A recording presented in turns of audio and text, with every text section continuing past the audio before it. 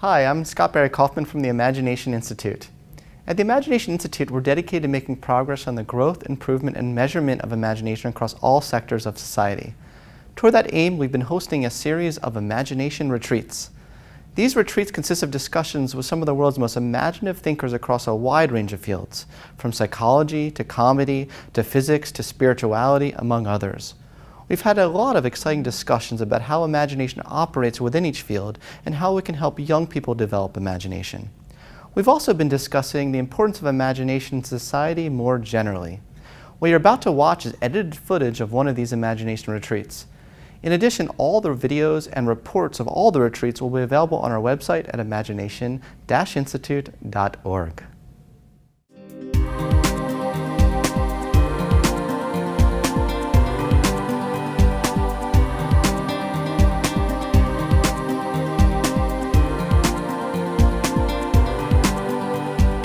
I see those stand still, just quietly tell a joke, and it's so funny. I'm like, that's pure comedy. Well, to me. It's what I like about writing, because you don't have any of those tools. You don't have Exactly. timing, you don't have personality, you don't have body language. Yeah. You know, it strips everything else out. But when you have all those tools, you can do amazing Yeah, things. you might as well use it. Yeah, use everything you got. Yeah.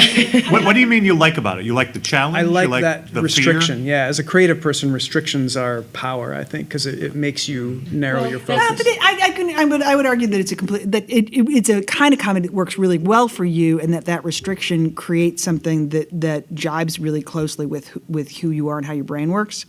But I can see why it makes sense. But at the same time, I think that they are different kinds of comedy, right? Right, exactly. They're You just know, different mediums. They're different mediums. They're different mediums, but it's also I think it almost strikes you in different places.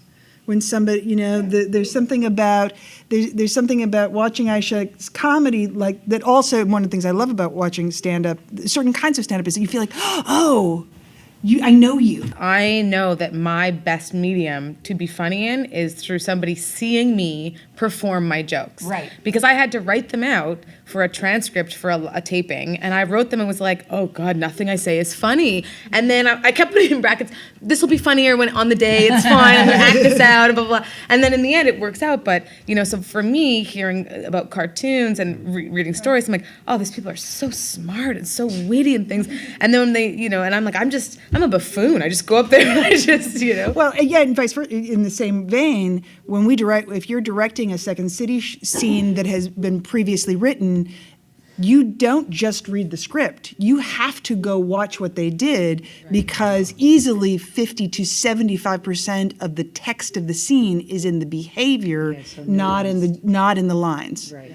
How much does striving play a role in this? Do you get a lot of people that they're not that good? They might even be average, but there's such a fire in their eyes. Oh, you have to want it. Yeah. I mean, this is the other thing. The life of an improviser, you have no money, yet you constantly have to pay for classes. And you have to be improvising. And you have to be It improvising. is like a weird little addiction, because once you get it and you see how fun it is and how awesome it is, you have to be doing it constantly. Yes. But it has to do with belief systems and what you think, your need for structure and your need to, which is beyond the art itself, in terms of if you think you can do it professionally. Well, if you didn't have, it like drilled into your head that you need to have a full-time job to fall back on, maybe you would actually believe that you could do it professionally.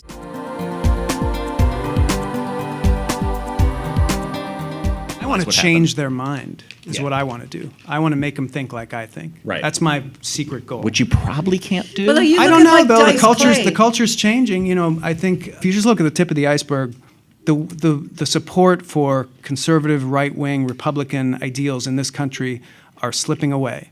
Their demographic is getting smaller and smaller and smaller.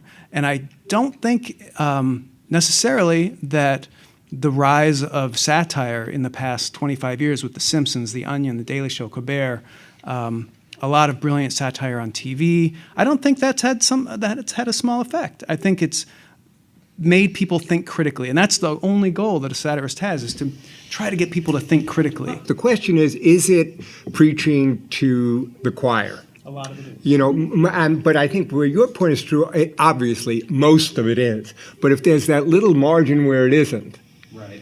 then that's important, especially for as a generation that comes up in which satire and humor is their lingua franca. It's part of your identity. You can't really move in the world without it, and they're primarily exposed to The Onion and to at least this ironic stance, this distance from the facade of political speech. I think, that one of the difficulties with comedy, though, is that Bob sort of said that there's a bunch of different layers to it, right? So that we all sort of respect that really well-crafted joke that's going to always get a laugh.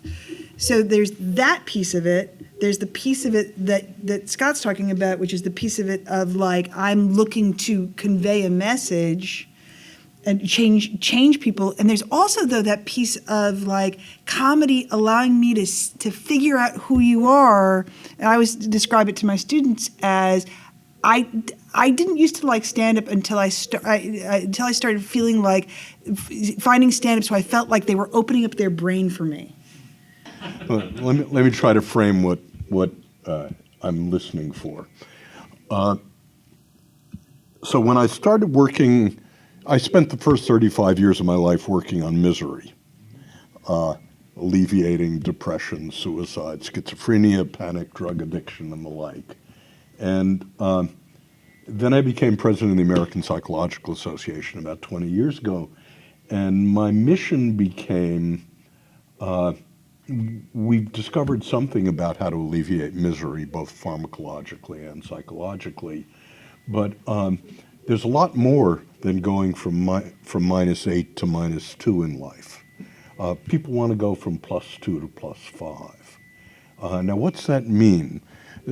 So for me, I'm in it not for truth, but for well-being. So my interest in truth is only in as far as it increases human well-being. One of the great functions of something like The Onion is puncturing people's balloons and eliminating errors. But it also seems to me that comedy has a function of building well-being. So for me, coping with what's wrong sits side by side with building what's right. And that building what's right is not a form of compensating But I would say for what's rather than wrong. coping with what's wrong, it's using what's wrong. That's the Building difference. on what's wrong. Using failure. Allowing Using- failure to be that failure and what's wrong is part of our condition. So we are weirdly celebrating it. So Rick Well, Thomas, it's a model, isn't it, for what comedy is? I mean, we celebrate failure because that's what we're doing all the time Yes. to achieve anything. So we don't look at it as wrong. Right. there's a great little adage that Rick Thomas, who's a teacher, uses, which is Well, fall into the crack in the game, which is the idea that when the scene goes badly, that's when it's going to get exciting. And So so, you if fall into the something crack, if there's or a dive into the mistake, crack in the game. you dive into the crack in the game. There's such a kismet between positive psychology. I'm really glad Marty said what he said because there's this emerging field called post-traumatic growth that's a part of positive psychology, and the whole point of it is that every trauma, every tragedy, you try to find meaning and you try to build off it in a positive way. It seems like Right. improv And is like better. It's not that it's better. It's that by doing it, you embrace it and make something of it. I do think, though, to pile off of that, though, that one of the things that is true is that people are attracted to improvisation because it does create that positive interaction. Absolutely. When I improvise with somebody, it's what Katie Rich said. Somebody's got my back. I'm in the moment with them. So People literally say that. I got your Yes, back. I got your back. I got your back. Before you go on. Yeah. So there's this intense ability. Well, we were talking about this in terms of the idea of improvisation as being mindfulness, but with other people. Social mindfulness, so that when you're improvising, when you're meditating by yourself, and I have a meditation practice, and it's very useful to me. But you leave, and then you go out and deal with other people. But when I'm improvising with Scott, if I'm really improvising and I'm in that moment with him, I'm improvising. I'm mindful in a social way, which is a different, positive. which then produces connection. comedy. Yes. But by doing it, you're building social skills. Yes. Like the amazing thing I've seen about improv is people go into it being very awkward. and they come out of it being very comfortable in their own skin and being very sociable, and like that's a valuable skill.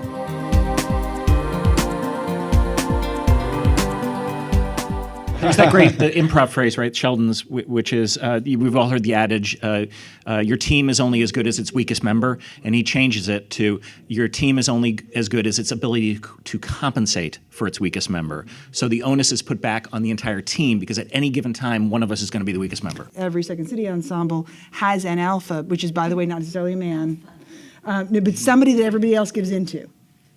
So part of, and by the way, if they're not interested in doing good work, you're screwed no matter what you do.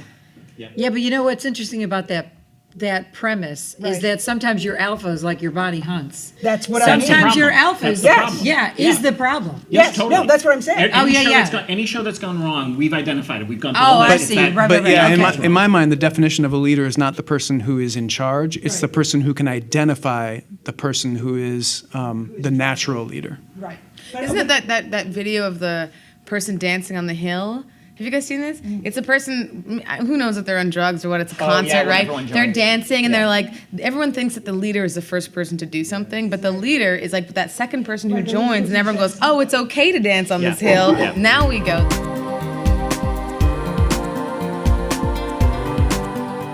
They don't get One of the things I think we're really after is how to make people better in System 1, more intuitive.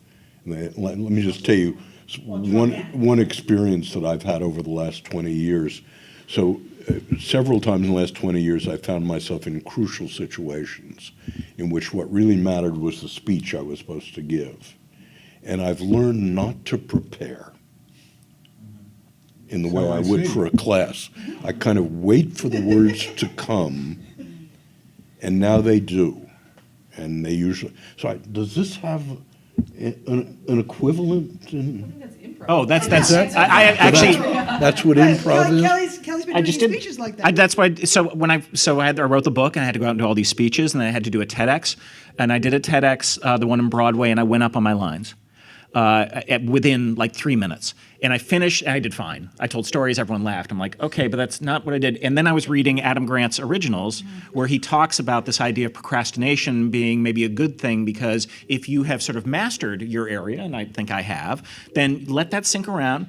And so literally the next TEDx I had, I'm like, I just have some beats, I have some stories I know I'm going to hit, and if killed. And then I've been doing these speeches, and I have a certain level of preparation, which is I give some really mindful thinking to what I'm going to do.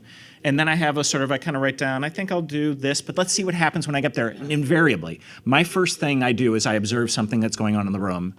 I remember the last one, I was the last speech before these like chief financial officers were going. And I went up and I went, I am the only thing standing between you and booze. So I'm going to be short and entertaining. And I got like this huge like laugh, and it was like, I'm done, I can do anything. And then I had my stories, and I had a couple things, and I would meander, and then I would come back to it, and I knew how I was going to close. But it was just that, and it was this combination of just what you're talking about, trusting the sort of improv stuff, and reading Adam Grant's thing, and sort of going, okay, I can trust in this. But ultimately, it is an orientation that has come from years of being around and immersed in this practice and rite of improvisation. And I fought it forever. I fought the idea of it having any sort of like deeper meaning, because to me it was like an art of business. shows? It was an art of business. I mean, I found the same thing in that act. I give quite a few talks, and if you do PowerPoint, you want to make sure the slides, and then you learn to forget about that. And no matter what happens in the slides, just go ahead. I mean, I've had things, because usually I depend on cartoons where the projector goes off. Now there are no cartoons. Now usually what you know is do not go back and try to fix the projector.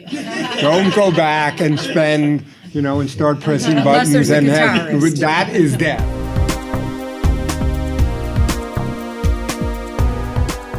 So what is the process you go through when you're creating a joke or when you're trying to be funny, and as best you can kind of describe that? In terms of the cartoonists who come to me, young cartoonists come to me and they've got this idea, how they want, because they've heard, I'm supposed to do this many cartoons every week. And they say, how many should I do? And I say, because they want a number. They do 10. And they say, well, why 10? I said, because 9 out of 10 things in life don't work out. And that's generally the way it works. You know, when I'm talking to businesses about this idea of creating abundance, right? And that's the whole idea of yes and, which is at the beginning of improvisation is if you're making something out of nothing with a group of people, the way to stop that is by saying no. And you can't say yes but, because that's just a way of saying no with a tuxedo. You have to say, you can't just say yes. You have to say yes and. You have to heighten, explore, contribute. And there's always some guy in the back of the room who puts up his hands like, if I listen to everyone, you know, and I said yes and all day, I'd never get any work done. And I'm like, dude, I'm talking about the first 10 minutes. The first 10 minutes of your brainstorm, say yes and, because you're going to come up with an abundance of ideas. It makes it easier to say no because everyone's been heard and everyone's participated, and you might have let that wild card idea come in, and you have given time for the introvert to listen and then tease that out of them.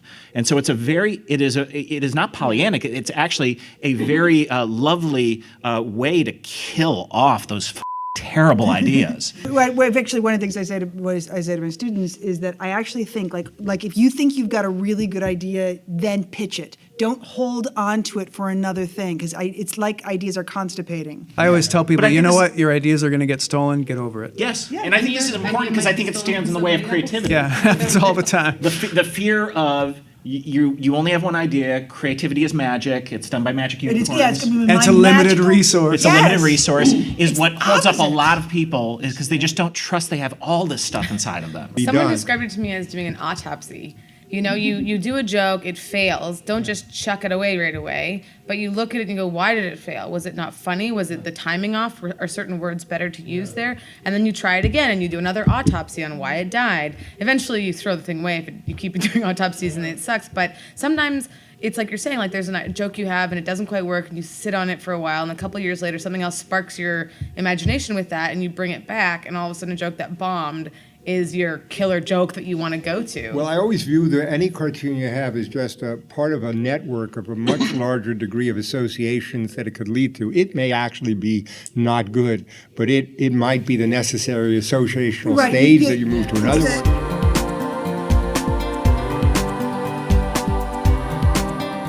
So I think what I'm asking about here for is this notion of being a natural, great intuitions, how we nurture those things, how we identify them. Are there eagles who just have those things? This is the kind of topic I'd like to open. I mean, I would suggest that you have great intuition if you practice. And I mean that again, like this is to our point with almost everything is we're essentially unpracticed in most of the things that we go about day by day. And so, you know, a thing like, we always think we don't need to practice creativity or practice intuition. And indeed, again, improvisation does just that. So if you are working without a script, time after time after time after time after time, you're going to get better at being able to sort of figure out what is the environment I'm in and who are the people who are in my environment and what am I seeing that can possibly be next. And not necessarily consciously. I mean, Right. this is one of a the muscle. reasons that the people who are on the Second City main stage go on to have careers is that 8 shows a week with improv sets afterwards, they are in front of audiences over Very and different over audiences. and very different, so over and over and over again. But are you asking about naturals who are naturals when they first arrive at something? Because I think that's different than what you guys are talking about, where you're having intuition because you've practiced and it's experience and you're noticing these Sort things. of. Or if Something you brought up earlier is like people who you discover at a young age who have amazing natural talent. Like a Chris Farley is a great example, who just showed up at Second City at 18 and was like on the main stage. I believe that somebody like a Chris Farley does have experience, and he spent his whole life learning how to be funny in his family dynamic because he needed to in order to, help his brothers get along or to be loved. Or every person who's funny became funny for a reason when they're young and they're talented. So they may have great intuition, but it's not magic. It didn't come out of nowhere. They developed it and they practiced it and they became masters. So when you do something, if we believe in Malcolm Gladwell, if you do it for 10 years obsessively, you're going to be a master. He had done it for 20 years. So he was astoundingly great at it. And I've seen that over and over with people. But there are people who do the 20 years that Chris Farley did, and I know personally, dear friends of mine who've been in this business many years. They lack the talent. They're not craftspeople. So it's not about doing the man hours. It's But not I believe- mainly I about believe that- if you do it over and over again, if you. Yeah, I believe the consistent practice can create talent. I also think though that people who are considered naturals or prodigies, they're perhaps the discipline they're going into, they are naturally able to recognize more subtleties around them. I think that. So I think that there's people who experience similar situations, and someone is predetermined to be better at noticing. If you're in comedy, you're better at noticing what's happening in the room or what's going on, and then the other person who's maybe come from the same household or the same situation isn't quite as good at those little subtle things, and that's kind of what intuition is noticing things in a certain Well, To be able to put them into a and being able to pattern. and some, The point of the practice that actually often gains accomplishment is that it's painful. It's not pleasant. It's not fun. In other words, it's finding out where you're pushing your going edge. wrong. Yeah, and that's a whole nother aspect to this, like getting good or getting talented or building intuition. If you grew up in a family where you were abused and you turned to humor as a way to cope, Yeah. you've got a powerful motivator that's going Right. to force you into. Yeah, or there's Chevy Chase. I mean, you name. There are so many people who come to comedy that way. But there are other people who had wonderful childhoods, but they just love comedy and they want to be in the business. And they have this ability to motivate themselves. And a lot of people don't. But some people, Well, sometimes that's it's a a whole moving separate away. Some of them are Sometimes it's moving motivating towards themselves that because of motivation, money. right? I mean, No, but I mean, they motivate themselves to do the practice that they need to do. The idea that you had to have trauma as a child to become a comedian, I think it's actually the opposite. That there is a disposition to have distance on the world, either from being what, as Mike Nichols said, from feeling like the other, from a traumatic family event, you look at it from birth order, or maybe just from the way your brain works. So you don't have to have trauma, but what you do have to be good at comedy is a kind of a separation, an ability to see the world with a level of distance that the people who have a hard time doing comedy tend to be the ones who are somewhat overly empathic, who put themselves in Really sincere. sincere, into Earnest. that you don't have that, just that little frisson of distance. But I've known people who have that, they're totally sincere, they're totally authentic, decent, normal, real people who fall in love with the idea of comedy at some point and they want to learn how to do it. And they have that ability to apply themselves and be disciplined and learn it, and they get good at it, and they get jobs. And I think another one of the myths is that that sort of talent myth, that fields, humor being one of them, or comedy, are dominated by natural talents.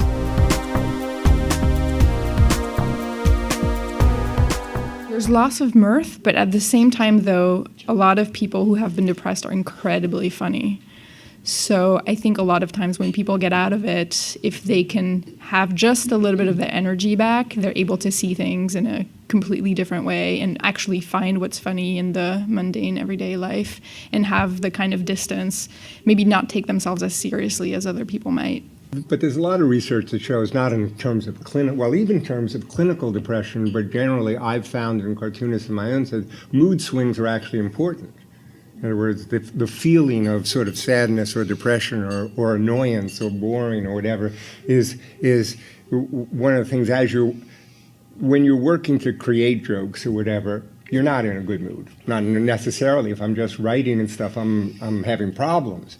So, and there's an irritation or boring, and then one of the things is the success of creating something is elation. So actually this bistable, this moving back and forth, I think is very, very important to the creation of humor.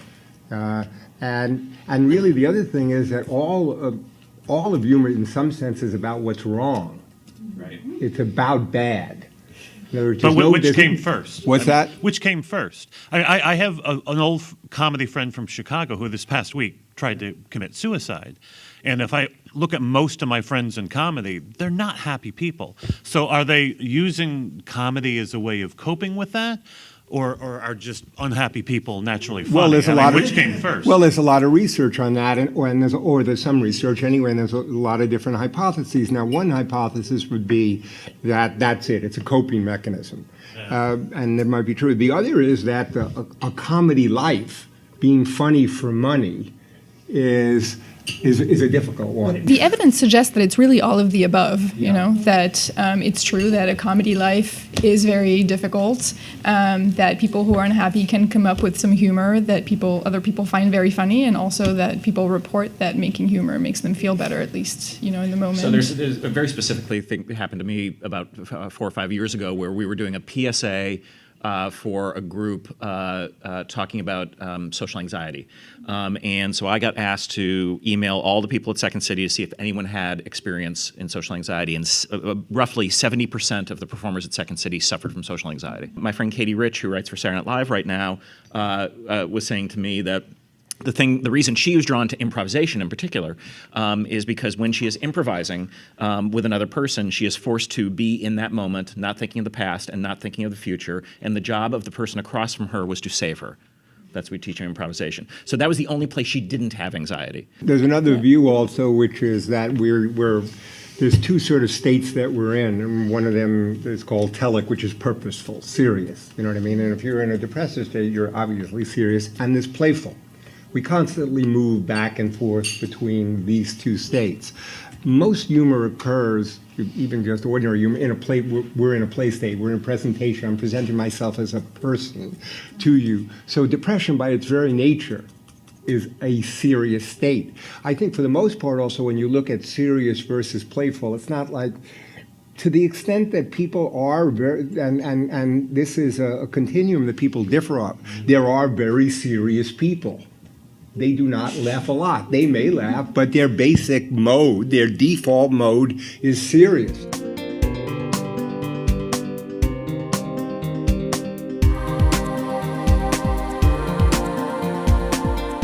Do you guys find your funniest when you're at your most optimistic mood, or when you're in your kind of like, oh, this world sucks? No difference for me. No difference. I think Maybe it's a even neutral- more funny it's when a sort I'm of depressed. neutral focus. I mean, one of the things that comedy does, as you just did, is takes what was a bad thing and puts it into perspective. You know, so I don't know that I've ever laughed harder than the night that my mom died, and we sat in a room and just complained about how my father was driving us all up a wall.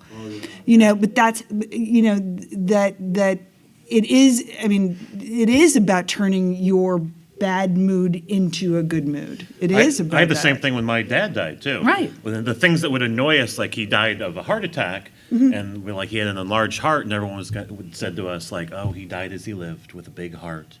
So we started saying like, oh, you know, it was colon cancer. He died as he lived. It's like talking about feeling. If you have a feeling, a negative feeling, you should just dive into it and feel it fully, and cry or be upset or be angry. Trying to judge it. And then once you've done it, and you can move on. Because if you keep trying to hold off and stop, like when I started doing acting and doing repetition and things like that, what I realized was I was laughing a lot as a really unhealthy coping mechanism.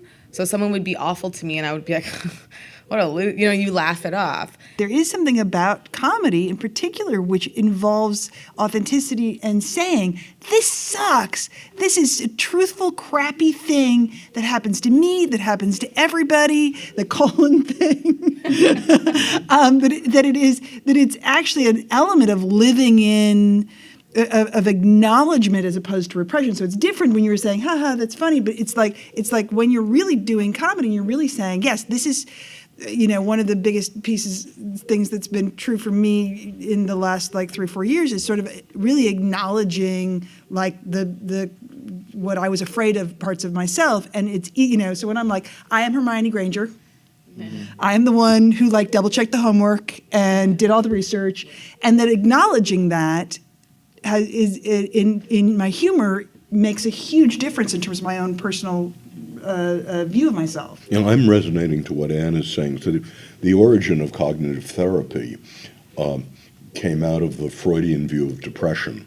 So the Freudian view of depression is this anger turned inward. And so the theory was, well, you get people to emote about how awful their lives are. So in the mid-50s, Tim Aaron Beck was doing that, and he noticed with severely depressed people, when you got them emoting about it, they would often unravel, and you couldn't ravel them up again. So I think what Anne is, and in general, the literature on both anger and sadness is if you let it all out, it has a tendency to perseverate and keep going. So what Anne is talking about, the acknowledging and the raveling it up again, and the role that comedy and normalizing it might play in raveling up again after you let it out, is what I'm. Because you're then defining it and nuancing it and discussing But you're it. also, but you're also sharing it. And sharing You're it. normalizing it. You're halving it when you share all it. have, You are sharing we it. all have this feeling. We're all feeling this way about this thing, and we laugh because we're in community around it.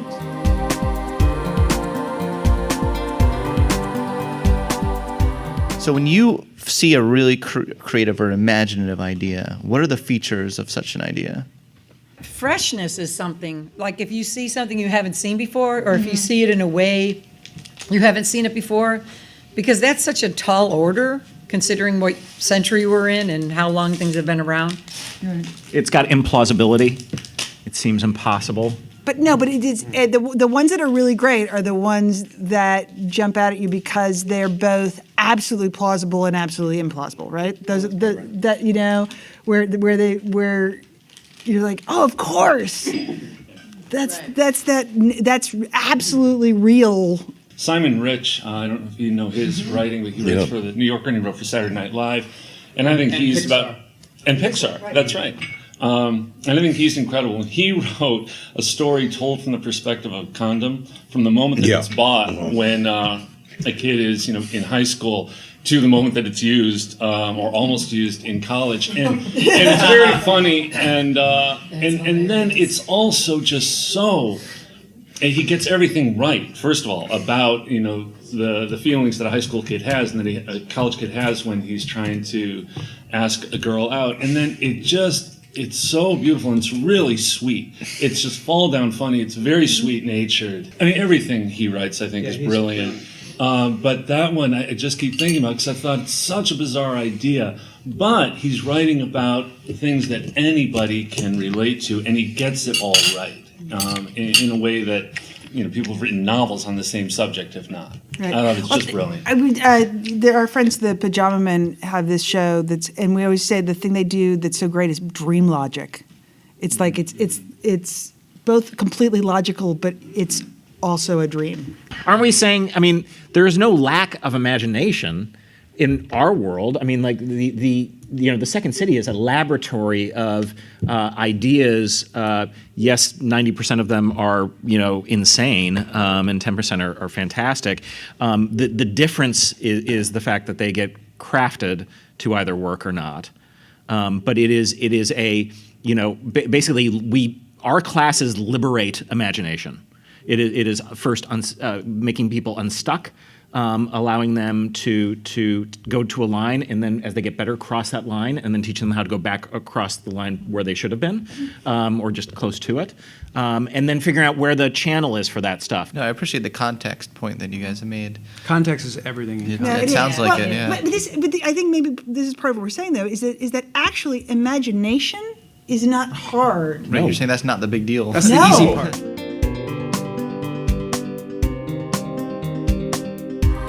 Observation that I have is, so a big question that we have is how to cultivate imagination in young people and anyone really who wants to. And I feel like you have a lot of the answers. And so one question that I have is, do you feel like you've nailed it?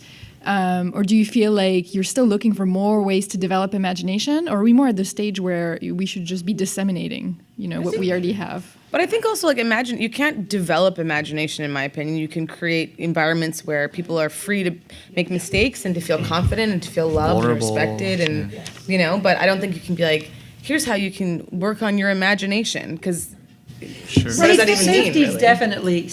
definitely the cornerstone of how to get it out. You have to be able to feel like you can fail.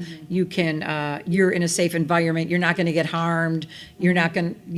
And because you're at your most vulnerable when you're revealing that part of yourself. Right. One of the best exercises I do with any cast that I'm directing is at some point I'll say, bring in a bunch of scenes that I'm never going to allow you to put on a stage. And 9 times out of 10, there are 2 or 3 scenes in that group that are scenes that are the cornerstone of what I want to put on the stage, because I've given them license to risk.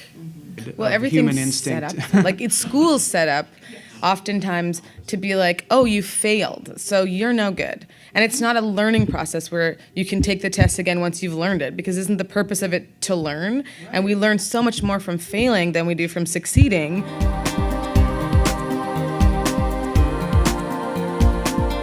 If someone is getting better and better at improv, what does that look like? It's effortless. It creates truth. It creates memorable characters.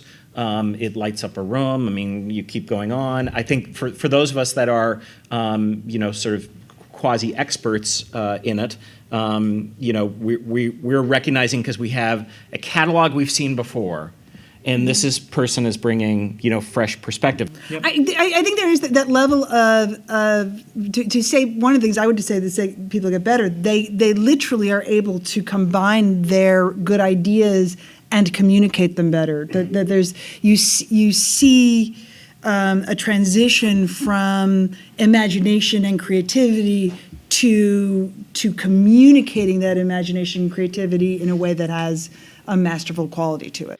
Imagination needs the vehicle. Right, exactly. Imagination needs the path. It needs and that path isn't always the same. Some people are verbal, some people are musical, some people are physical. Right. They're like that, and they can learn the other stuff and incorporate that in their oeuvre. But in essence, it's that idea of do the thing you're good at and really focus on applying that in as many places as possible. At least that's been my observation of successful people.